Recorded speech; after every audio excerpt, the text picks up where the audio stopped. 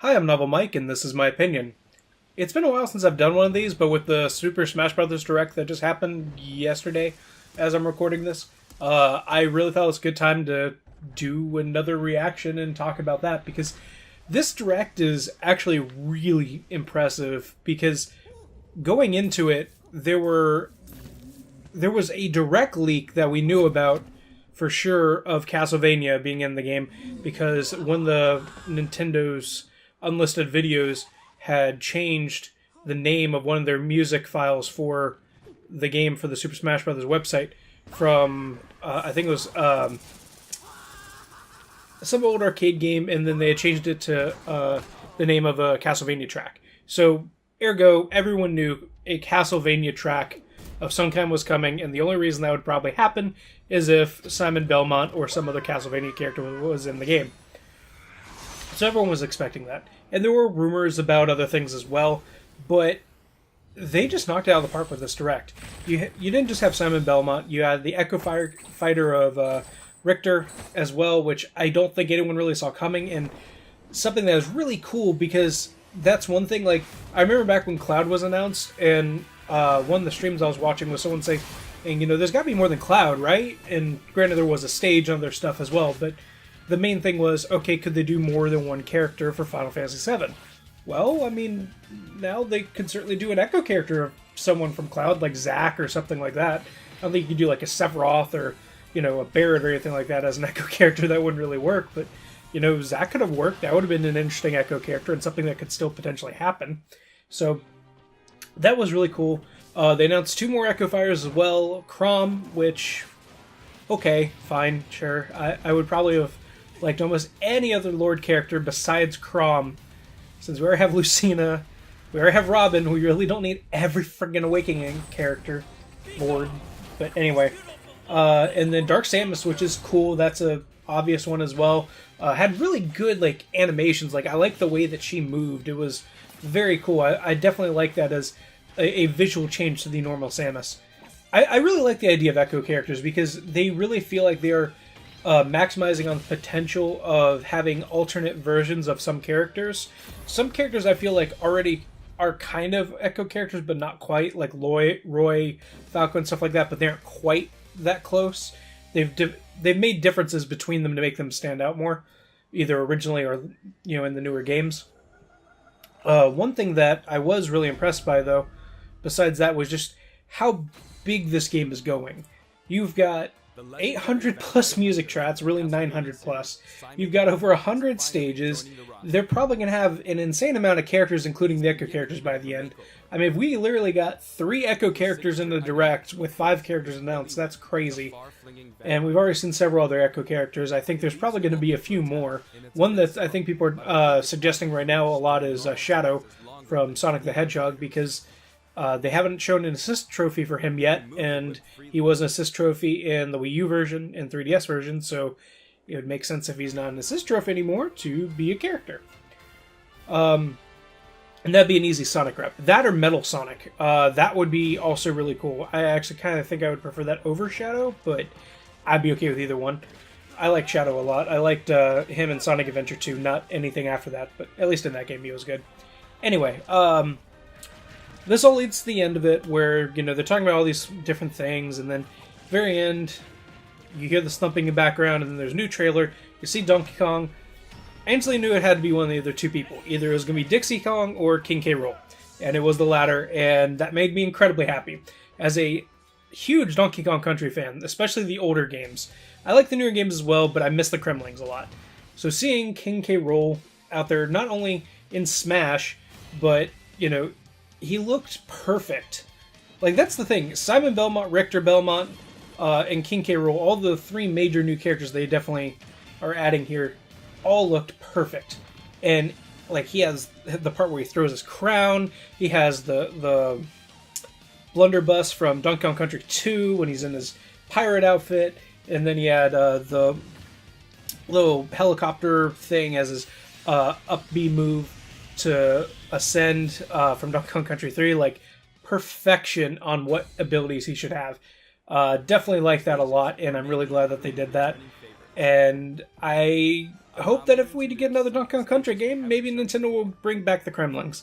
I always figured that it was something like between Nintendo and Rare, since Rare did come up with all the more modern Donkey Kong Country stuff before they eventually got bought out by Microsoft, that maybe there was just something there that they couldn't get done, but unless that's something missing in the copyright so far, then yeah, King K. Rool is in, and hopefully that means we can get Kremlings back. Claptrap as well, I doubt very many people remember this, but a little small alligator that would bite you. He is also an assist trophy in the game, so that makes me very happy.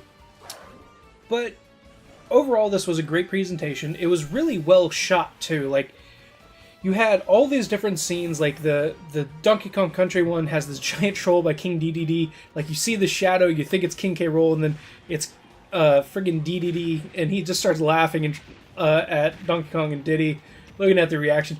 Perfection. It's Sakurai himself trolling people, thinking they're expecting K. Rool, and then out pops K. Rool, knocks King DD away, and loved it. And then in the first trailer with Simon Belmont, you had freaking Luigi in his Poltergeist 5000 trying to suck up ghosts and shooting plungers at mummies, and then he gets killed by death, or Nintendo says he doesn't actually die or whatever.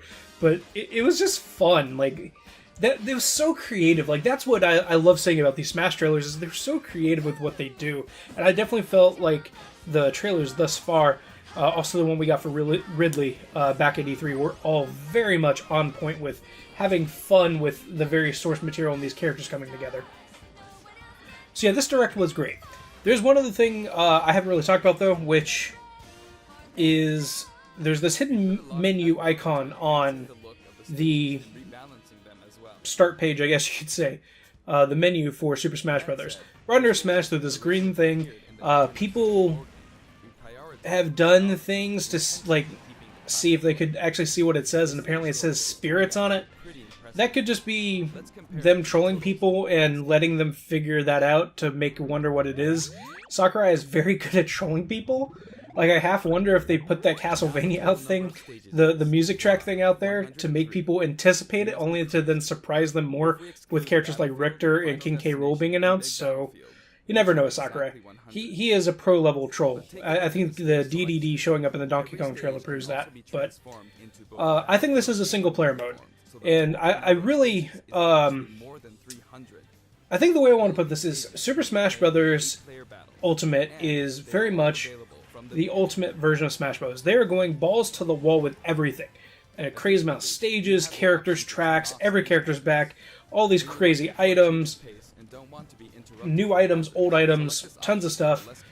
Keeping retro stages, still having some of the mechanics, giving every stage both a Battlefield variant and an Omega variant, or something to that effect. A Final Destination version, like perfection. Love it.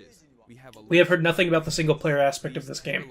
They did talk about classic mode in this, which is like the standard like arcade-ish mode of the game, which is going to be cool because that's going to be character-specific, which is nice, instead of it just being the same characters and enemies you fight through the whole thing. But I think this is going to be like the new Subspace Emissary. I think that's what they haven't talked about it yet. I think their final big reveal for the game is going to be that the game is going to have a big single player again.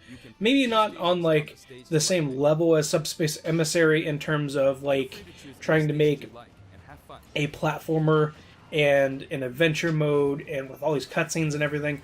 But I definitely think it's going to be a very in-depth either story mode or some kind of adventure mode that will be lengthy for single player players. And I think the main reason that is believable at this point is for how much they didn't just go big for this game, they went beyond big for Ultimate. And I feel like they wouldn't do that and hide single player if it wasn't also doing the same kind of thing.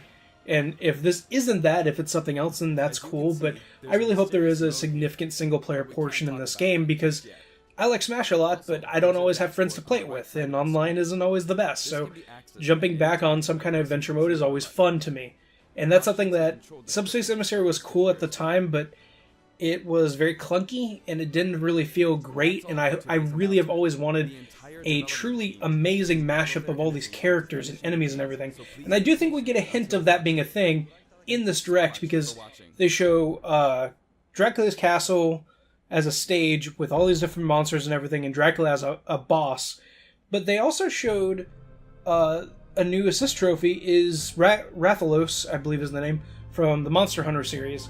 But they also show him as a boss, and you're fighting him on a stage, but it's not a normal Smash stage from what it looks like. It looks like it's a big field. It's still 2D, a linear plane, but it definitely feels more like a Subspace Emissary kind of boss fight area than it would anything else. And I think they're purposely teasing that because something like that is coming.